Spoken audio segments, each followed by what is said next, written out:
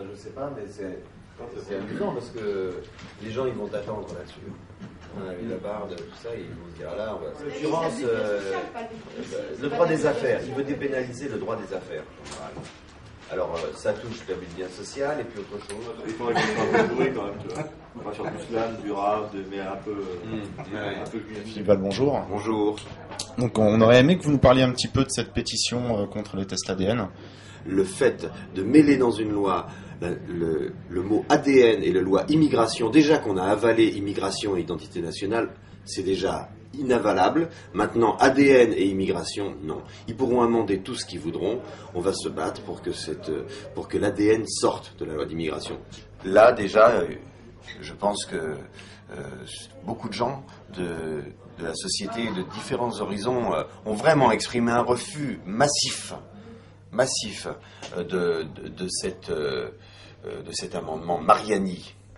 Parce que Mariani, quand même, qui sait pour pouvoir faire changer la France à ce point, ce petit député du Vaucluse, qui a sans doute été guidé par l'Élysée, j'imagine, parce qu'on ne va pas tout seul avec un truc symbolique aussi fort, qui fait voler en éclats le consensus sur des lois sur la bioéthique, des consensus droite-gauche, qui tout seul, lui, non, c'est pas possible, il ne faut pas nous faire croire ça. C'est pas un amendement. Évidemment, apparemment, c'est un amendement parlementaire, mais en réalité, c'est pas un amendement parlementaire. C'est volontaire, cette histoire. Alors voilà, on a fait cette pétition avec mon ami Dominique Sopo.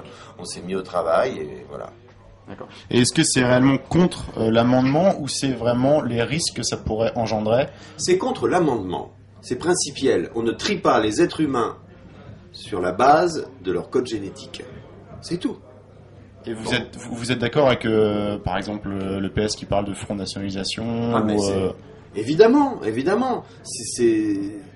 C'est la victoire des idées du Front National. Quand Sarkozy a fait sa campagne, il a ouvert beaucoup de portes, beaucoup de vannes à l'extrême droite en mettant l'immigration au cœur de sa campagne.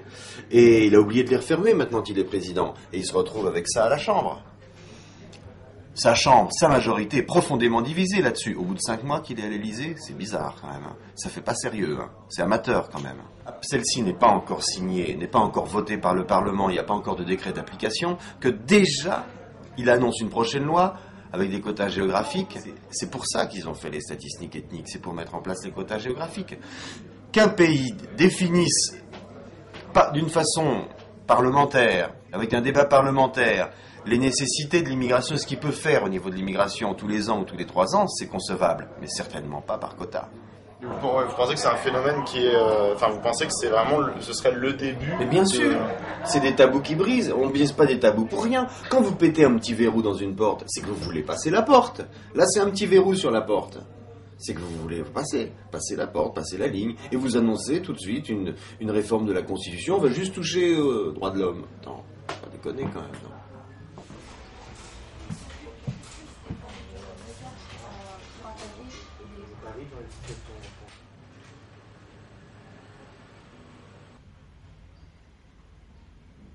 Et on est ici au siège de SOS Racisme avec Dominique Sopo. Dominique Sopo, bonjour. Bonjour. Donc, on voudrait que vous nous parliez un petit peu de cette pétition contre les tests ADN. Donc, pourquoi et comment ça s'est passé? Nous avons décidé, en lien avec Charlie Hebdo, de lancer une pétition contre les tests ADN, dans la mesure où cette mesure, qui a été introduite par un amendement parlementaire un peu en catimini au point de départ, est une mesure très grave, qui jette une suspicion sur les immigrés et qu'on ne peut pas accepter ce lien qui serait fait systématiquement entre immigration et fraude. Ce que nous montrons, c'est qu'il y a rupture du consensus qui existait sur les questions de bioéthique dans ce pays, qui faisait que la loi bioéthique avait été votée par l'ensemble des forces politiques républicaines sur une utilisation extrêmement stricte des tests ADN, parce qu'il faut bien être conscient que les tests ADN sur les immigrés ne sont qu'une première étape, et que les immigrés, bien souvent en matière de restriction de droits et de liberté, servent plutôt de cobayes pour ce qui sera appliqué ensuite à l'ensemble de la population. Nous sommes à plus de 40 000 signatures, ce qui est quand même assez considérable, dans la mesure où on peut dire que les grands médias n'en ont quand même pas donné un écho extraordinaire, et que, par ailleurs, tous ces députés qui ont, passé des amendements plus provocateurs les uns que les autres, en se targuant du soutien du peuple, c'est marrant qu'on demande l'avis au peuple, ils signent plutôt massivement pour éviter que l'on prenne les immigrés pour cible, plutôt que pour soutenir ces députés. Parce que pour l'instant, je peux dire qu'il y a plus de 40 000 signatures contre les tests ADN. J'attends d'en voir 40 000 en faveur des tests ADN. Mais je pense que ça n'arrivera pas.